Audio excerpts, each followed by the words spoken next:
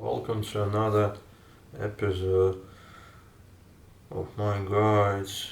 Today I'm gonna share with you my knowledge about Sissys and their psychology. You see, I've dealt with pretty big amount of them, and what I can tell you will help you if you're a sissy or fanboy yourself.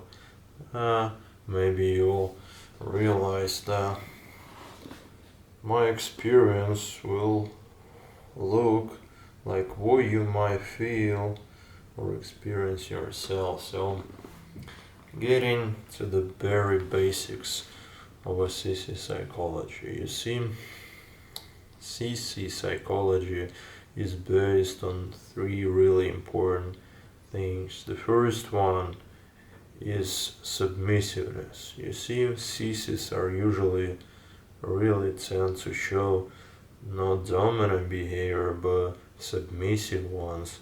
They tend to catch strong women, or when they're on the next level already, strong alpha guys who they serve and submit to, who they worship, and whose commands they comply. So if you are really submissive deep inside, you may take it as a first hint and one of the most essential things to have if you want to become a good CC. The second one is feminine itself. You see, getting to feel feminine for a CC is a real deal here. My CCs tend to get to wear that makeup, cute clothes, underwear, getting plucked obviously. Overall, if we're speaking about hair, you obviously get to shave yourself. As a CC, you need to be nice and clean everywhere and smooth too. Only that will make you feel like a real girl. And if you're a CC, no one wants to deal with the extra hairiness. I, for example, prefer to have a business with a really smooth and feminine CC. Means that you need to get rid of all of the extra hair. And if we're talking about the haircuts, some of my CCs wear wigs, some of them just naturally, like a fanboys, tend to grow their hair really long so that you can hold it by then too.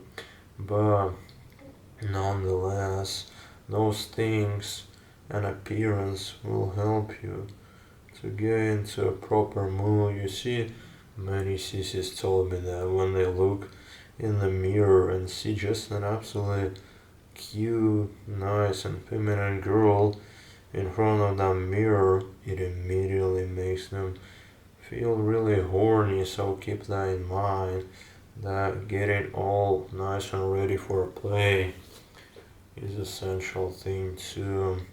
And number three is a really hard topic to discuss here, but I'll try my very best, Okay, so CCs, you may call it kink or fetish, but many CCs start to